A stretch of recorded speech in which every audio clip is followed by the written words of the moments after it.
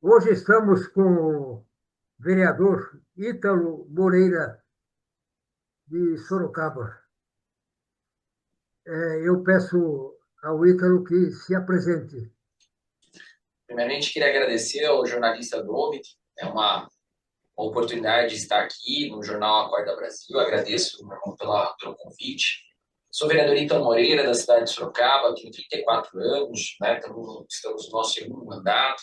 Sou um vereador considerado o vereador mais produtivo da história de Sorocaba, com mais de 11 mil proposituras, né? Mais de 100 denúncias no Ministério Público, mais de 1.000 requerimentos de fiscalização.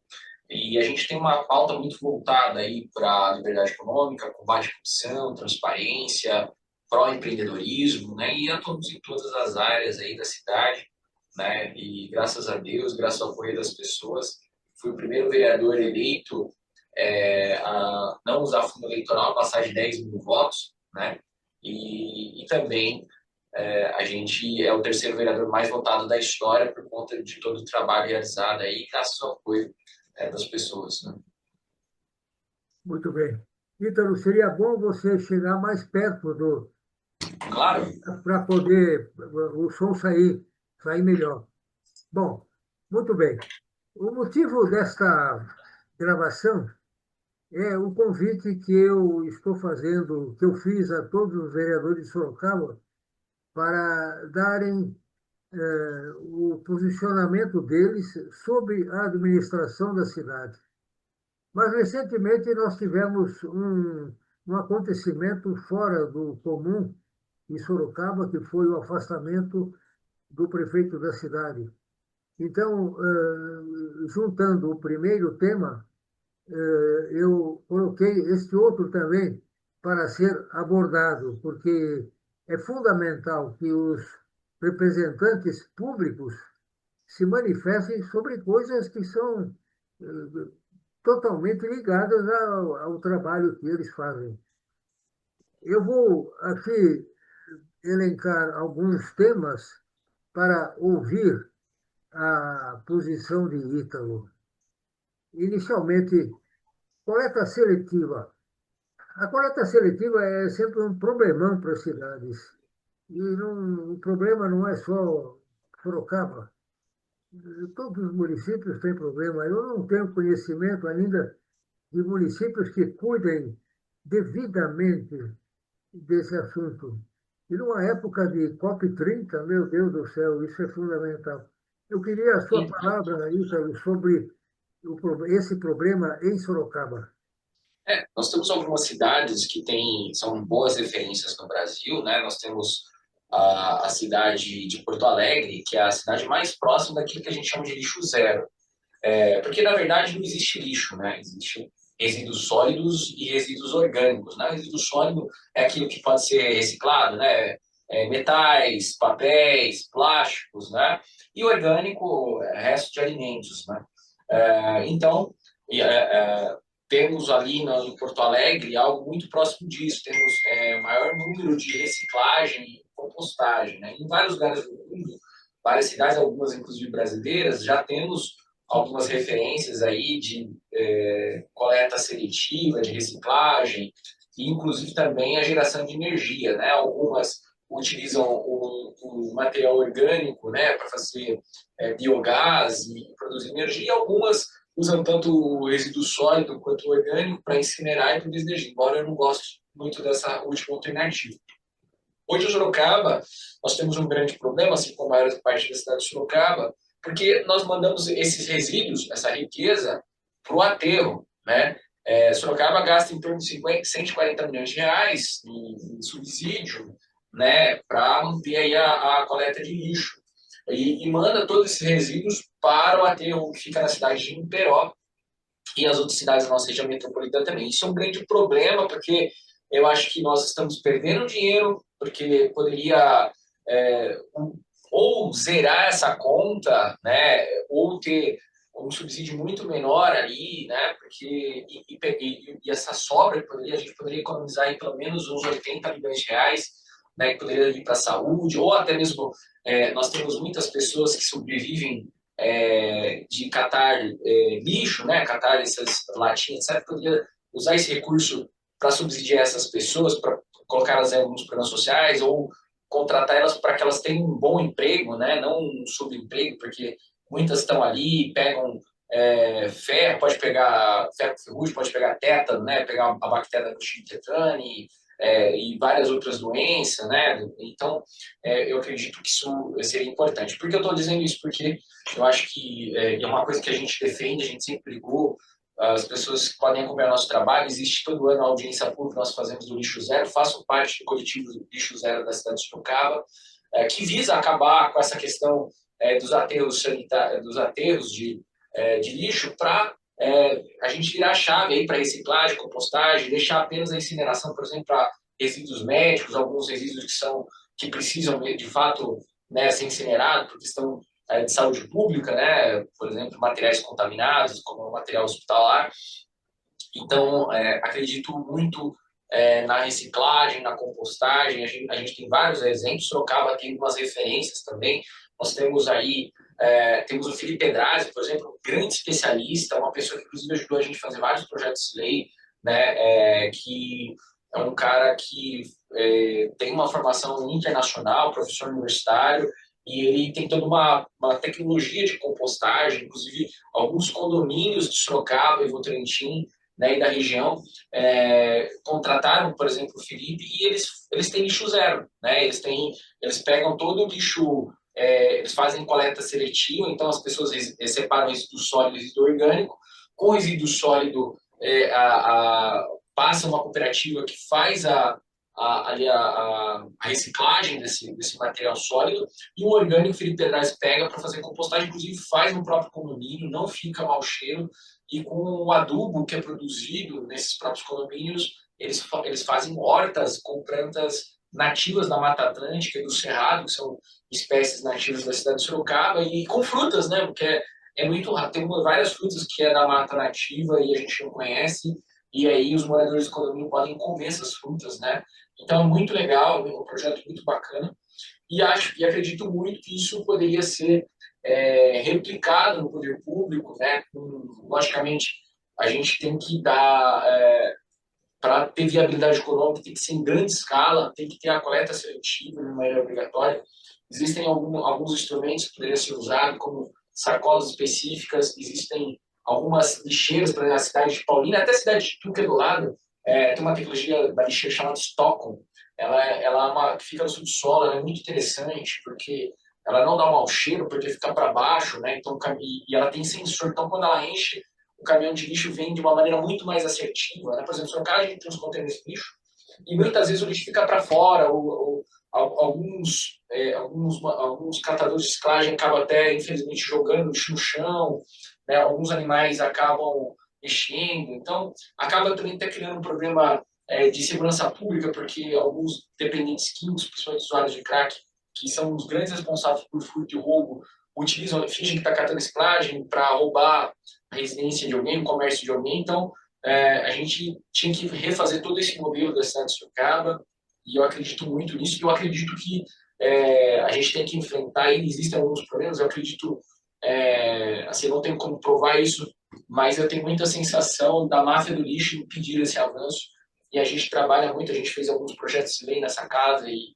temos esperança de algum dia aprovar, a gente vem brigando para que a gente substitua esse modelo atual, que é extremamente difícil de fiscalizar, inclusive, né, de caminhões de lixo, pela coleta seletiva e a compostagem e reciclagem de todo o material, né, e apenas incineração daqueles materiais como hospitalar, etc. Embora os próprios hospitais, etc., eles são obrigados a contratar empresas específicas para esse fim. Né? Tá bom. Ícaro, um outro problema que existe, não é só em Sorocaba, porque em todos os municípios, é o problema dos comissionamentos na prefeitura. Ah, em especial, o comissionamento daqueles que não pertencem aos quadros efetivos dos municípios. Como é que você encara isso em relação a Sorocaba? Olha, eu tenho até um projeto de lei que proíbe nomeação de parentes vereadores como comissionados, né? Uma coisa, uma prática que acontece muito, até uma espécie de nepotismo cruzado, né? A gente tem um trabalho nesse sentido. Eu acho que os cargos comissionados eles são importantes, né?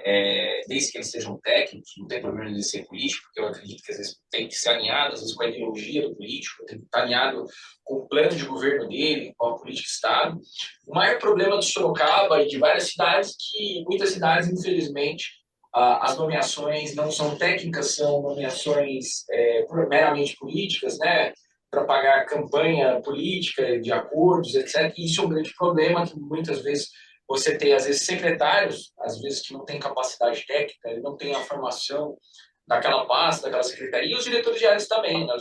Então, eu acho que, por exemplo, às vezes você vai pegar quadros que não tem, por exemplo, na educação, às vezes a pessoa não é formada em pedagogia, não tem essa formação, ou na saúde também não tem a formação, né? Não é formado, não é médico, não é enfermeiro, não tem uma pós-gestão hospitalar ou gestão da saúde, e não é professor de educação física ou de alguma área, né, ligada ali à saúde. Então, isso é um grande problema que temos em Sorocaba, no Brasil, né? E quando você tem nomeações técnicas, você vê bons resultados, né? A gente teve, por exemplo, a cidade de Jundiaí, pode ser que nem todos os quadros fossem técnicos, mas tivemos bons resultados lá. Tivemos políticas de Estado, porque muitos secretários, muitos diretores de área eram muito competentes. Temos o exemplo de Joinville, o prefeito é muito técnico, ali o secretariado, os diretores de área, né? Pode ser que nem todos, mas a gente sente que a maioria, e a gente vê os bons resultados dessas cidades, né? A gente vê um aproveitamento melhor, né? Então, eu acredito muito nisso. Eu acho que esses cargos de comissão são importantes. Eu também sempre votei contra a criação de mais cargos de comissão na cidade de Sorocaba. Acredito a gente tem que investir mais na informatização, né, para melhorar a gestão e tudo mais, e até mesmo para conter os gastos e também não aumentar essa questão aí de distribuição de cargos por questões políticas. Eu acredito muito em nomeações técnicas. Eu acho que isso é importante. Logicamente, eu acredito que é importante sim o cargo de comissão, como eu falei, né? Por exemplo, nós temos 4 assessores parlamentares aqui, e são pessoas que são extremamente técnicos. Tem um grande professor Geraldo, que é um grande economista, cidade de Sorocaba, foi secretário de desenvolvimento, ele que criou nos anos 80 o curso de economia na cidade de Sorocaba, né? Ele é formado em economia e direito pela USP, né? E também tem pós, foi professor universitário, formou vários alunos, né? Temos o Leandro também, Leandro Almeida, que é super capacitado, tem formação, tem formado em gestão financeira, tem pós em gestão pública e várias outras graduações e pós, né? O Diego também, Diego Ramos, trabalhou na Aramar, ele formado na FATEC, com pós na Facens, tem mestrado. Temos a Dani Moura, também, que é super qualificada, formada em administração, em gestão, com várias pós, né, e outras graduações. Então, assim, é uma equipe muito qualificada, mas, ao mesmo tempo, são pessoas da nossa confiança, pessoas que estão alinhadas com nossas ideias de liberdade, né, com o liberalismo, o conservadorismo, as ideias de direita que a gente defende, né? Então, acho que é importante, sim, ter um cargo de função, você ter o direito de nomear pessoas da sua confiança, mas desde que sejam técnicos, igual a nossa equipe, por exemplo. Certo. Outro detalhe que tem relação quase que direta com esse assunto de comissionamento, quase que direta. O prefeito, se não me falha a memória, há pouco tempo atrás, mandou para a Câmara um projeto de lei criando 140, 150, não me lembro exatamente como foi. Eu não sei se isso já foi transformado em lei. Eu queria Olhei, seu eu votei posicionamento. contra na época, né? Infelizmente foi aprovado, acho que virou um gasto grande para a prefeitura, eu acho que de 40 milhões especificamente esse projeto, né? Foram vários projetos ao longo, eu tô no segundo mandato, né? Então, entrei em 2021, são 5 anos aí. Durante 5 anos, se eu não me engano, foram 3 ou 4 vezes aí, criaram aí mais de 100 milhões de reais em cargo de comissão, um valor alto, né, um valor bem significativo aí, mas nós votamos contra todos os projetos, a gente acredita que isso é um grande problema. A gente precisa investir hoje na cidade de Sorocaba na informatização, seja da saúde, de todos os setores, para melhorar a fiscalização, a transparência. Por exemplo, é um absurdo você precisar ir um BS na cidade de Sorocaba hoje para marcar uma consulta, não tem uma padronização, a gente fez até um requerimento de fiscalização, por exemplo, tem unidades aqui, por exemplo, Bairros do Morro, ela talvez uma quinta-feira do mês você marca a consulta. Algumas são todos os dias, determinado horário, uma terça-feira do mês, outra terça e quinta de toda semana. Então a gente tem até essa falta de padronização. Com a informatização, a pessoa pode marcar a consulta da sua casa de maneira muito transparente, vai inibir, por exemplo, a possibilidade de furar-fila, porque às vezes tem muita aquela questão de encaixe, fica na mão do servidor, e isso às vezes pode criar a possibilidade, né, de a gente já receber algumas denúncias, infelizmente não conseguimos comprovar, de servidores que tinham ligações políticas ali, de marcar consulta, etc. Infelizmente não tivemos provas cabais ali, né, então, infelizmente não conseguimos avançar nesse sentido, mas fizemos requerimentos, algumas denúncias, né, para o Ministério Público, mas infelizmente a gente não houve um avanço, né? Mas a informatização acabaria com essas possibilidades, essas brechas, né?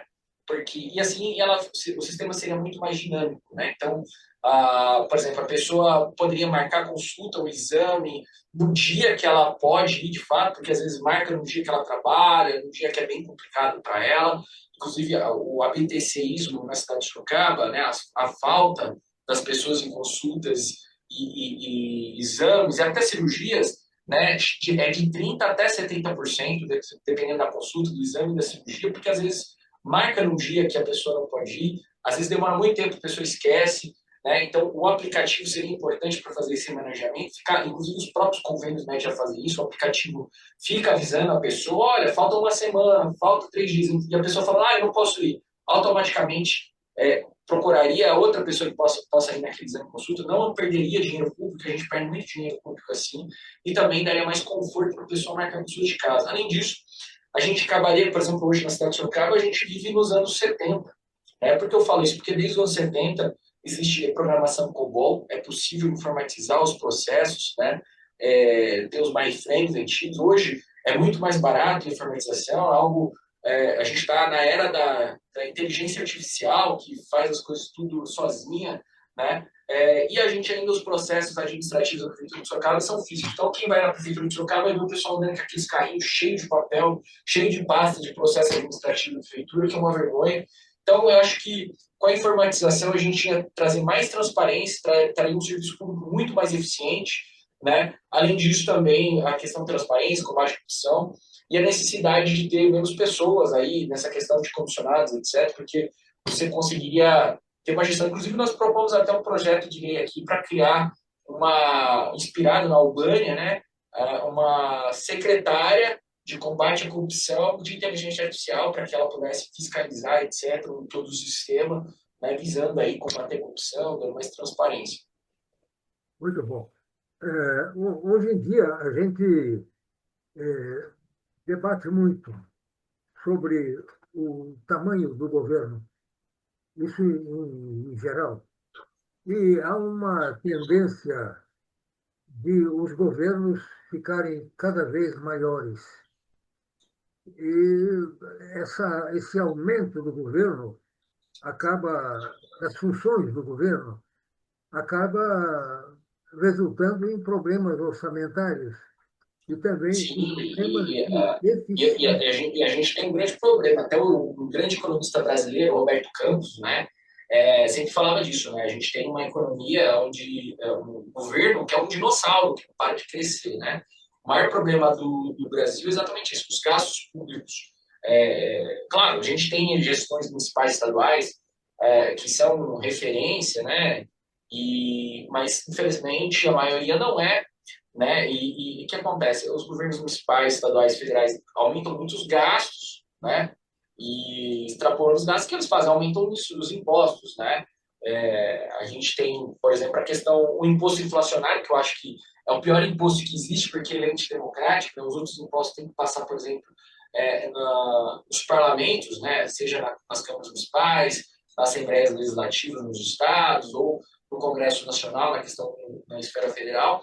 E o imposto inflacionário, não. O governo federal emite mais cédulas de papel, né, fazendo o dinheiro perder o seu valor, e o brasileiro fica mais pobre, porque o dinheiro também é baseado em oferta e procura, e aí criando vários problemas aí, né? A gente vê como nesses últimos anos, né, por exemplo, um quilo de frango, que antigamente se pagava R$ 3, alguns anos atrás se pagava R$ 3 o quilo, R$ 8 o quilo, hoje o quilo do frango aí, dependendo, tá batendo R$ 20 o quilo, né? Então, se vê um problema gigantesco, né, que a gente tem, né, cada vez mais os carrinhos, né, das pessoas. Hoje, você vai no carrinho, uma pessoa que ganha um salário mínimo tem muita dificuldade de fazer a compra do mês, né?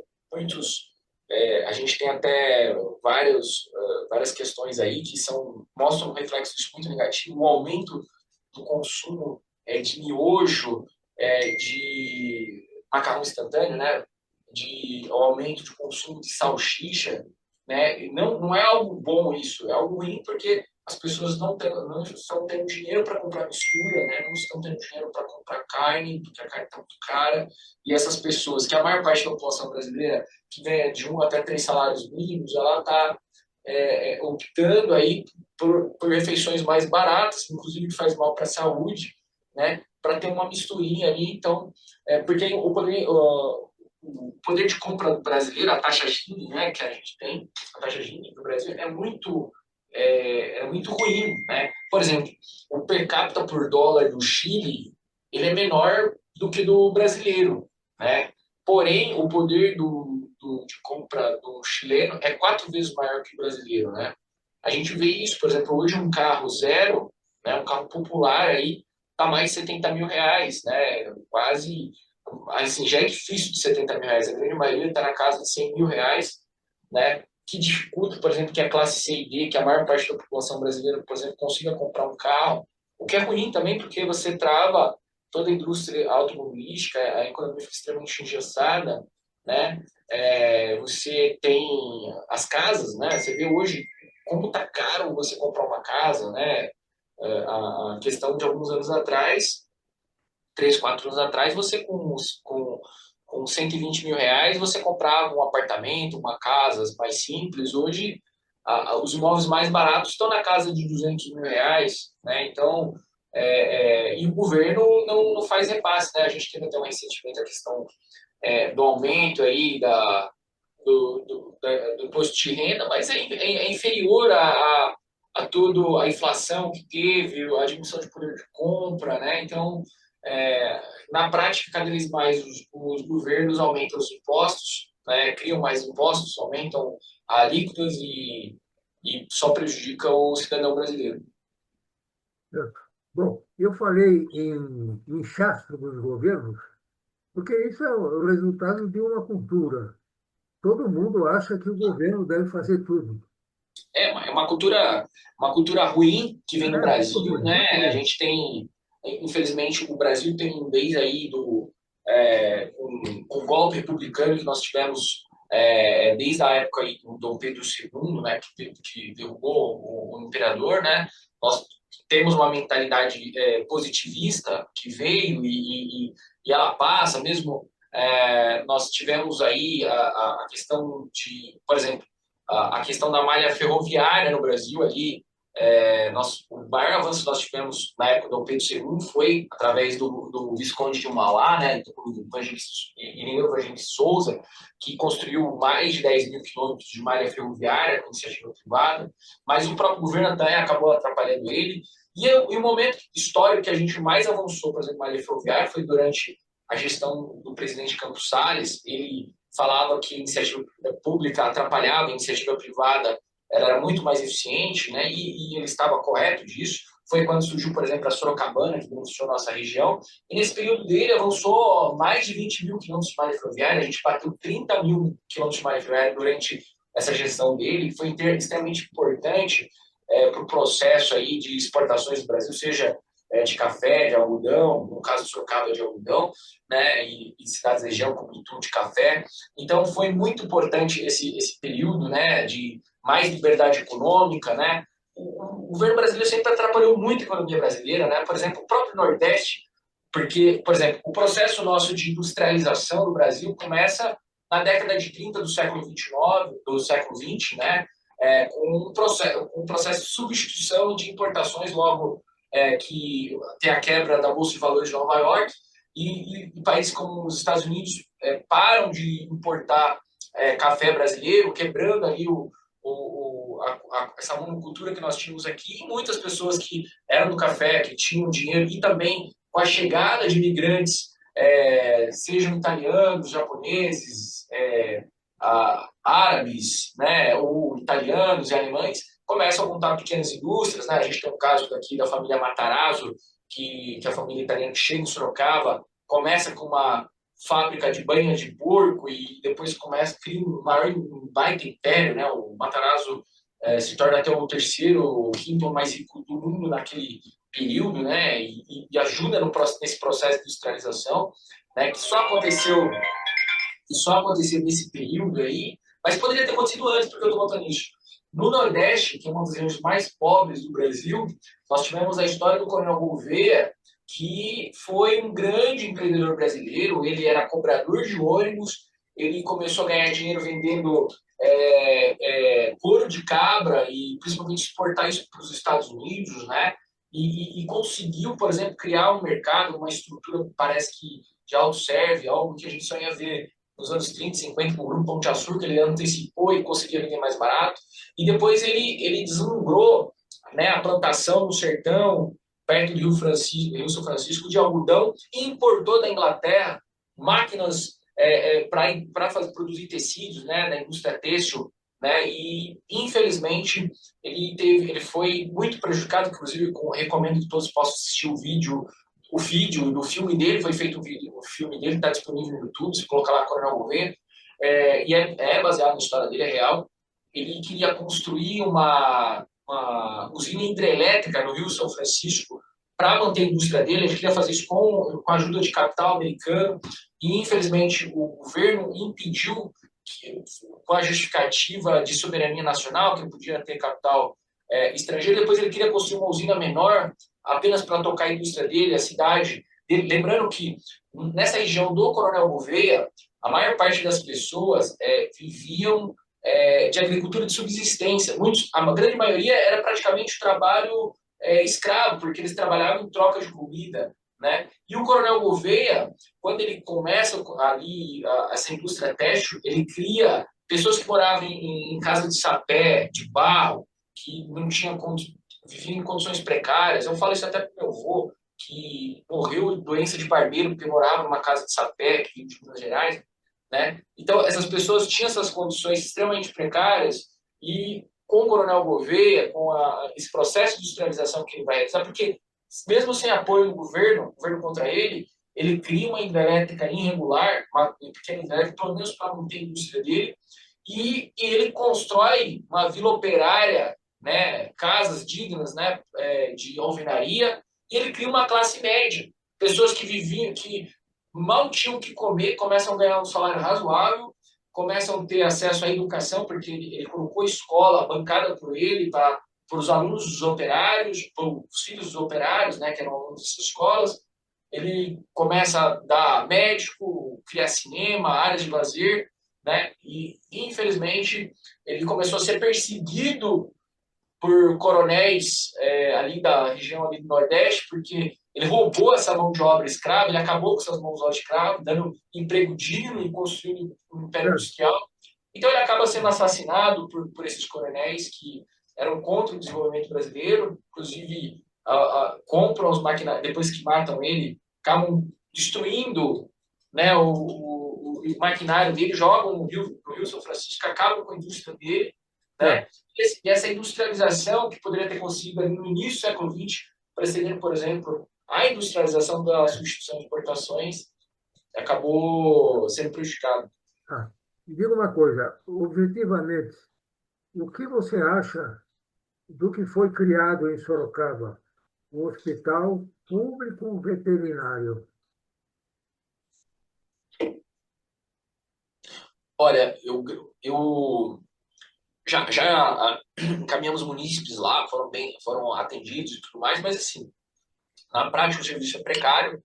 Eu acho que o animal ele merece um atendimento. Tem muitas pessoas que não têm condições, são filhos de Deus, mas eu acredito que a gente precisa estruturar melhor. Eu acho que dá para manter um hospital veterinário, mas a gente precisaria ter um foco em resolver primeiro o problema da saúde humana, que eu acho que morre muita gente aqui. Eu acho que a gente tem um orçamento grande de R$ 700 milhões na saúde, né? E eu acho que isso seria importante para que a gente pudesse ter uma estrutura melhor, né?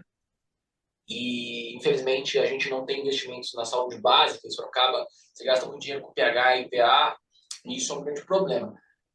Então, dito isso, eu acredito que a gente precisaria reestruturar a saúde humana. Eu acho que, inclusive, também foi um erro construir um hospital, né, veterinário, porque você poderia fazer convênio. Tem algumas entidades que já existem em Sorocaba, que são muitas vezes mantidas por doações, pela própria iniciativa privada. Por exemplo, você tem a ATAM, tem a